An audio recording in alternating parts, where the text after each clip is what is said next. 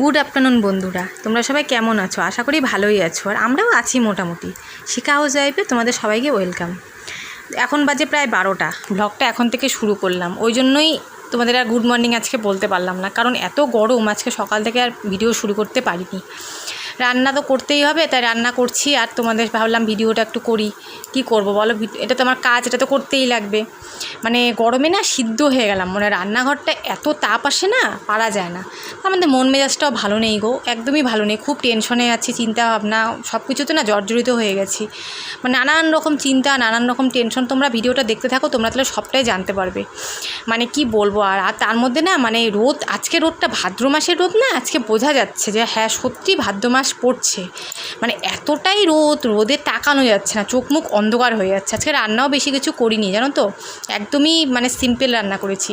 ডিমের কারি করেছি, আর করেছি হচ্ছে কচুর পাতা বাটা হয় না, খেয়ে দেখো, তোমরা খেয়েছো নিশ্চয়ই, আমার তো দারুণ লাগে, ওটা করেছিলাম। আর কিচ্ছু করিনি গো, এত গরমে না পারছিলাম না। আর মেয়ে বললো মা আমি আমলেট খাবো ডিমের, আমরা তো আমলেটই বলি, তোমরা কি বলো জানি না। তো ডিমের আমলেট করেছিলাম মেয়ের জন্য, আর আমার আর তোমার দাদা ভাইয়ের ডিম দুজনের জন্য সিদ্ধ করে কারি করেছিলাম। আর কিছু করিনি গো, এত গরমে না আমি আর রান্না করতে পারিনি, মানে পারছিলাম না, জোর করে কষ্ট করেই রান্নাঘরে আজকে থাকতে হয়েছে। মানে সিদ্ধ হয়ে যাচ্ছিলাম। তার মধ্যে মন মেজাজ ভালো না থাকলে না কিছুই ভালো লাগে না গো, রান্না বান্না কোনো কাজ কিছুই ভালো লাগে না। তো বন্ধুরা, রান্নাবাড়ি সব শেষ করে আসলাম, এসে একটু বসলাম। মানে আজকে তো শরীর আর পারছে না, মানে মনে হচ্ছে এখনই অজ্ঞান হয়ে পড়ে যাবো। এত গরম আজকে, এত রোদ। রান্নাও বেশি কিছু করি না, তো দেখলেই সেরকম কিছু রান্নাও করিনি, শরীরটা ভালোই লাগছে না। আমার শরীর তো ভালো না, তোমরা তো জানোই। কী করবো বলো, শরীর খারাপ, ডাক্তার দেখাতেও পারছি না। আমাদের সংসারে তো তাই হয়, তাই না বলো? টাকা পয়সার জন্য আমাদের সব কিছুতে কষ্ট। তো আজকে মানে তোমাদেরকে কিছু বলবো, কিছু বলার আছে আমার মনের কিছু কথা, কিছু টেনশনের কথা তোমাদেরকে বলবো, তোমাদের সাথে শেয়ার করবো।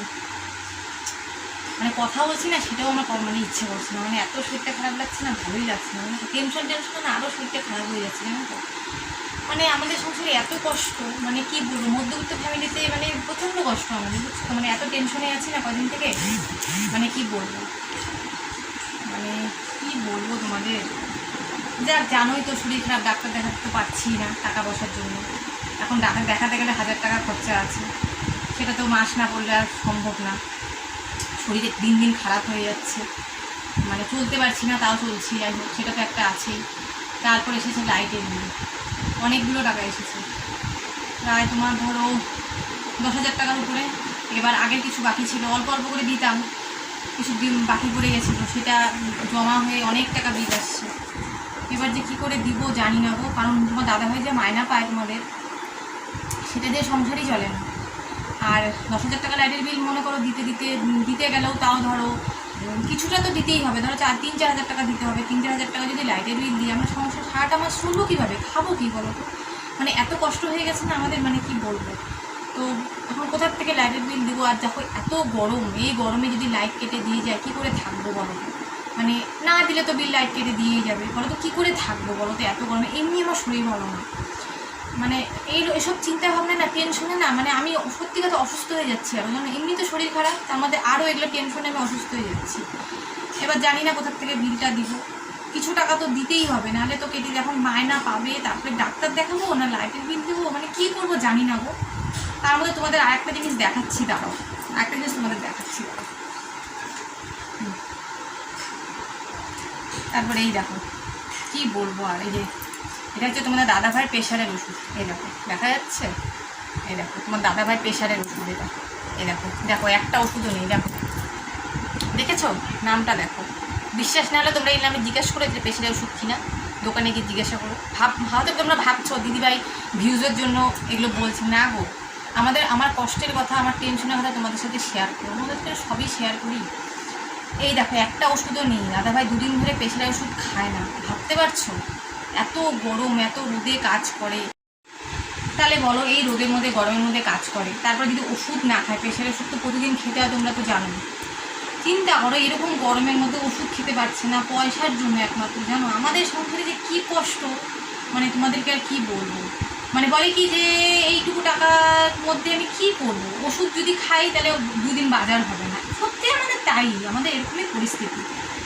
তো দেখি কি মাস পড়তে, দেখো আরও আজকে 30 তারিখ, হ্যাঁ আজকে 30 তারিখ, বলো আরও 2-3 দিন 4 দিন আরও এভাবে ওষুধ না খেয়ে থাকতে পারে। কী যে করবো আমি জানি না। তাহলে বলো যদি টাকা পয়সা যদি থাকতোই আমাদের সেরকম পর্যাপ্ত, তাহলে কি আমরা 200 টাকা দিয়ে ওষুধ এনে খেতে পারতো না?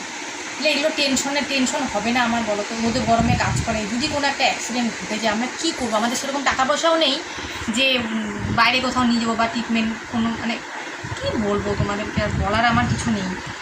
এত টেনশন না চতুর্দিক থেকে, এইদিকে দাদা ভাইয়ের টেনশন, এদিকে লাইটের বিলের টেনশন, মানে আমার না আর ভালো লাগছে না, বুঝছো তো? যাই হোক বন্ধুরা, তোমাদের কষ্টের কথা তোমাদের সাথে শেয়ার করলাম, টেনশনের কথা শেয়ার করলাম। এই শরীরটা আমার দেখছো তো দিন দিন আমি রোগা হয়ে যাচ্ছি কেন? ওটা টেনশন চিন্তা ভাবনা আমি রোগা হয়ে যাচ্ছি, মানে কী বলবো। আর তাও দেখি ডাক্তার কবে দেখাতে পারে আমি নিজেও জানি না। দেখো বন্ধুরা, আমি সাজুগুজু করে ঘুরতে যাচ্ছি না গো, এমনি তোমাদের সাথে একটু মজা করলাম, কটা রিলস বানালাম। এই সময় তো আমি বানাই, তোমরা জানোই। প্লিজ তোমরা আমার চ্যানেলে গিয়ে একটু রিলসগুলো দেখো, তোমাদের আশা করি ভালো লাগবে। একটু আমাকে সাপোর্ট করো প্লিজ। জানোই তো তোমরা কেন করছি এগুলো, আমি তোমাদের দাদাভাইকে হেল্প করার জন্য। তো এই যে শাড়িটারি পরে দেখো আমি রেডি হয়ে গেছি, এবং দেখাতে পারলাম না পুরোটা তোমাদেরকে। তো রেডি হয়ে এই যে রিলসগুলো বানালাম, এখন যাবো স্নান করতে, স্নান করে এসে তারপরে ভাত খাবো, মেয়েকে খেতে দিয়ে তারপরে যাব। মেয়ে খিদে পেয়ে গেছে। তো ঠিক আছে বন্ধুরা, আবার তোমাদের সাথে পরে দেখা হচ্ছে। বন্ধুরা স্নান করে চলে আসলাম, যে গরম, 4টা বাজে, স্নান করেও শান্তি পাওয়া যাচ্ছে না, এত গরম। এখন এই যে মেয়েকে খেতে দিয়ে দিয়েছি, মেয়ে খিদে পেয়ে গেছিলো। আমি এখন এই যে স্নান করলাম, মাথা আছড়ে তারপরে খাবো। আর কি করবো বলো, গরমের মধ্যে কাজ করতে করতে তারপরে এই যে ভিডিওগুলো বানাই। তোমরা তো জানোই এই সময় বানাই, আমাকে টাইমটা চেঞ্জ করতে হবে গো। এত গরমের মধ্যে না এই সময়টা করা যায় না, বিকালের দিকে করতে হবে।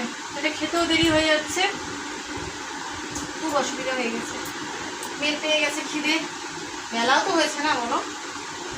আমি এখন খাবো, আমার না খেতেও ইচ্ছে করছে না, জানো এত গরমে কিছু ভালো লাগছে না। এখন তাড়াতাড়ি করে খেয়ে নিই। আর আমার ঘরটায় তো মানে তোমাদের কি বলবো, যদি আসতে তাহলে দেখতে, আমার ঘরটা গুদাম ঘরের মতো গরম, থাকা যাচ্ছে না, প্রচণ্ড গরম।